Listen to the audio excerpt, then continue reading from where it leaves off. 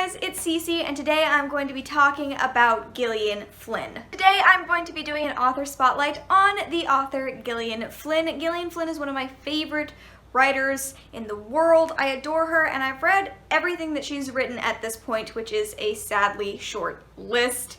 But I'm going to tell you a little bit about Gillian Flynn, why I love her writing, and then I'm going to tell you all about all of her books and which ones I think you should start with, as well as my favorites. So let's jump in with a little bit of information about Gillian Flynn.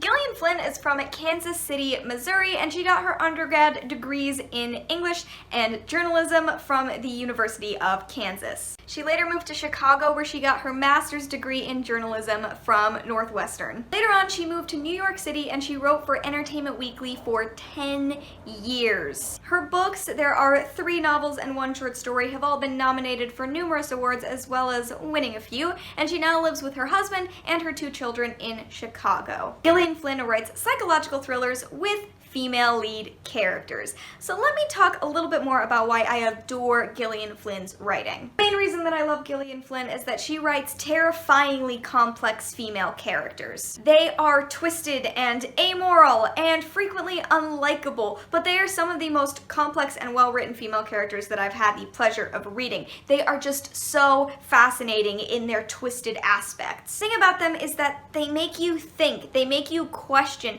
they bring up things that you don't want to admit you've thought about, but maybe it's been there in the back of your head at some point or another. Her books have so much packed into them, even if that isn't the topic of the novel. Even if she's writing psychological thrillers, all of these female characters, these female leads, provide a commentary on life as we know it in such simple but fascinating and different ways. Her writing is sharp and unflinching, I would say, and not a line goes wasted. Every single thing that she says has importance, has meaning, and the details there are so many details in each of her books, and none of these details goes to waste. They are there for specific reasons, and they do so much with so little. Also, her books have a lack of white hat characters. She does not allow her characters to be morally white or morally black. In fact, she doesn't have any morally white characters, so you can just knock that right off the board. Her characters tend to lean from morally gray to morally very, very black indeed. And those are all of the things I really like about her writing. That is what I love about the characters that Gillian Flynn creates and the stories that she creates.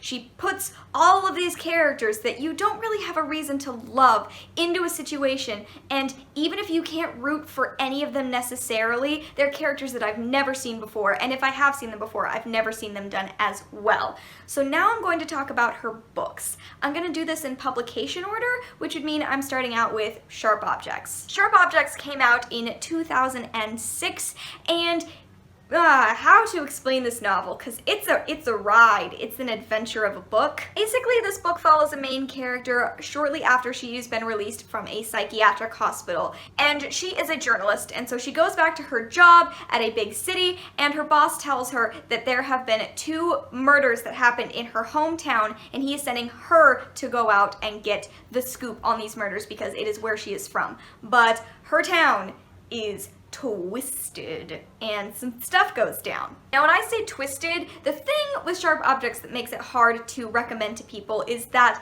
it is almost a step above normal. It almost reaches the level of surreal in the fact that it deals with a small town in the South, but it's like small town creepiness turned up a few notches to the point of it being slightly unrealistic, but that's the point. It's like a heightened reality, and the murders that she's investigating, the things that she's looking into, are grisly and very, very difficult to read about at times.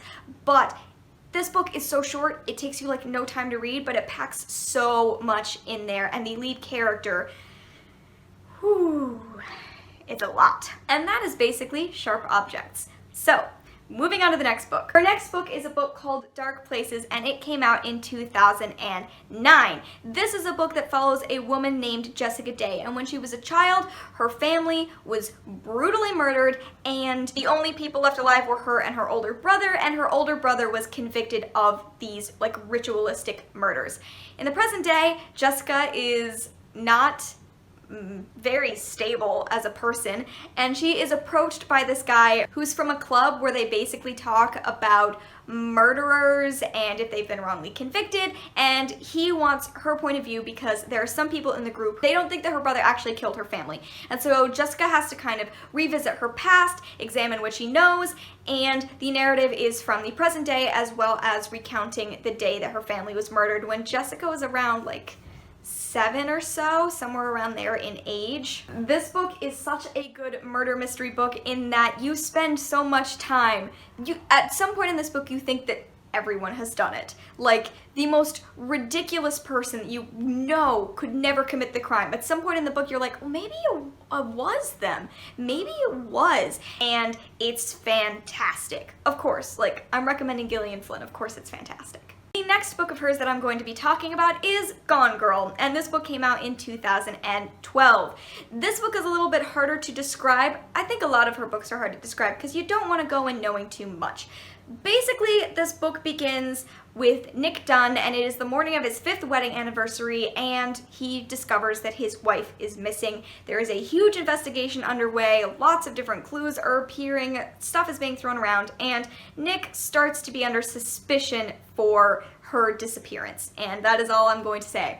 So this is on my list of my favorite books of all time. I know that some people really hate Gone Girl, which, you know, I understand not everyone can love everyone else's favorite book, but I think that this has some of the most packed and fascinating writing of any book. I have it marked to hell in case you couldn't tell. It's even more fascinating, I would say, upon a reread because you get to understand the layers to which Gillian has constructed the characters. The details of every character are fascinating. I love looking at the relationships between all of these people, and it takes you on such a ride as you don't know where you're going, but you're gonna enjoy getting there in the end. So yeah, that is Gone Girl. The last thing that I'm going to talk about that was written by Gillian Flynn was a short story. It was originally written in 2015, and that is The Grownup. Originally, this short story was released in an anthology that was put together by George R.R. Martin. It was in an anthology entitled Rogues, and I believe the original title of the story was What Do You Do?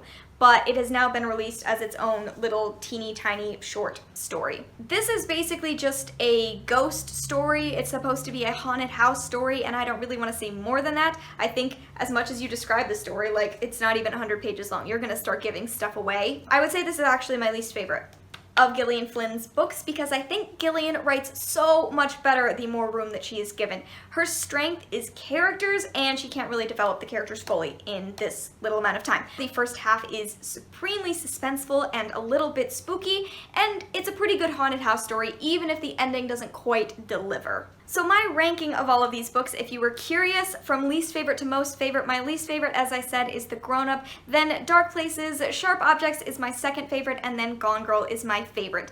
I am in the minority on the ordering of those books. A lot of people say that Sharp Objects is their least favorite of her novels. They either love Dark Places more or think Dark Places is the best one.